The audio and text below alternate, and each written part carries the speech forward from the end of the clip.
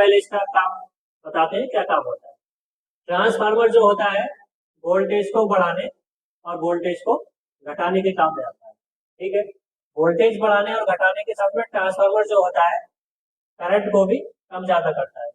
लेकिन ध्यान रखिए, सबसे पहले इसमें हम आपको बता दें पावर यानी कि P बराबर V इंटू आई एक फार्मूला होता है। ठीक है, P क्या होती है? पावर।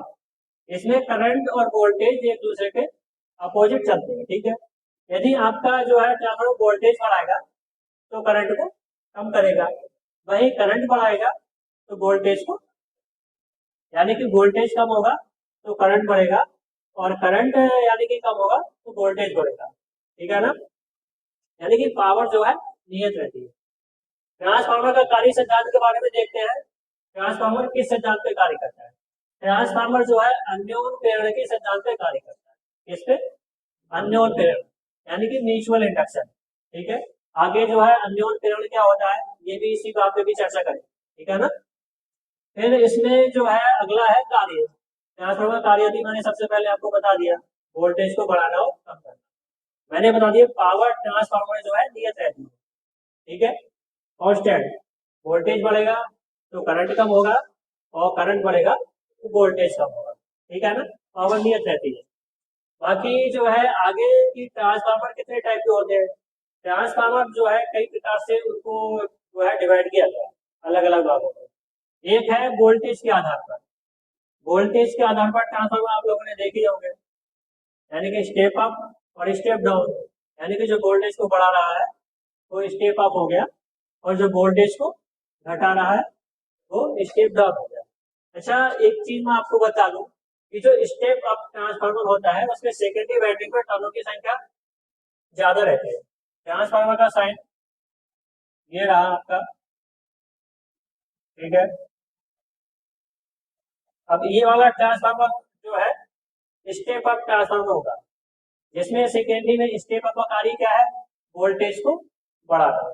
ठीक है, जब वोल्टेज बढ़ाएगा यानी कि प्राइमरी में उसे वोल्टेज कम मिलेगा, सेकेंडरी बढ़ाएगा जिस तरफ, यानी कि यदि सेकेंडरी वाइंडिंग में जो है टर्नों की संख्या ज्यादा है तो वोल्टेज बढ़ाएगा step up transformer.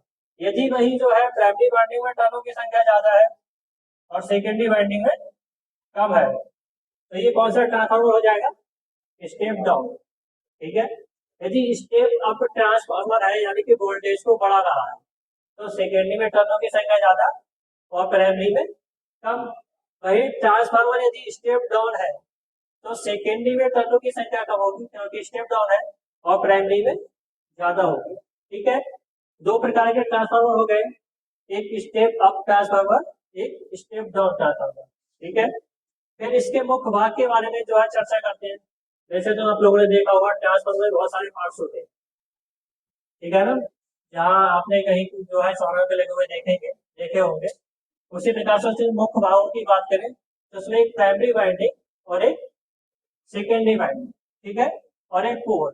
Primary winding जो स्रोत से जुड़ी होती है, इनपुट, जहाँ इनपुट दिया जाता है। ठीक है, वही जो आउटपुट दिया जाता है वो सेकेंडरी वाइंडिंग। ठीक है, ट्रांसफार्मर का जो है साइज कुछ इस प्रकार से बना हुआ होता है और वही जो है सेकेंडरी वाइंडिंग यानी कि जो उसके आउटपुट से जुड़ी होती है। ठीक है, यानी कि जो सोर्स से जुड़ी होती है वो प्राइमरी वाइंडिंग, वही आउटपुट जो देती है वो सेकेंडरी वाइंडिंग। ठीक है, और कोर, कोर क्या होती है?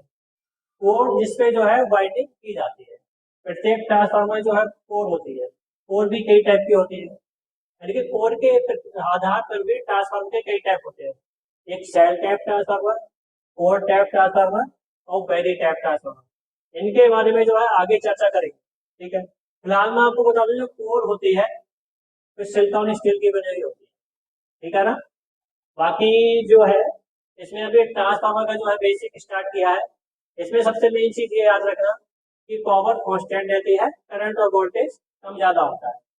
एक चीज मैं और बता दूं आपको, कंपटीशन में जो है क्वेश्चन देखने के मिलते हैं कि क्या ट्रांसफार्मर फ्रीक्वेंसी को बढ़ा सकता है या नहीं, पावर को बढ़ा सकता है या नहीं। ट्रांसफार्मर में पावर हमेशा सदैव सेम रहती है, तो वोल्टेज और करंट कम ज्यादा होता है। ठीक है, वही वोल्टेज बढ़ेगा तो करंट कम होगा और करंट बढ़ेगा तो वोल्टेज कम होगा, ये चीज ध्यान रखना। ठीक है, ठीक है, आज के लिए इतना ही, फिर आगे जो है आपके लिए अगला नेक्स्ट टॉपिक पढ़ाते हैं। Thank you.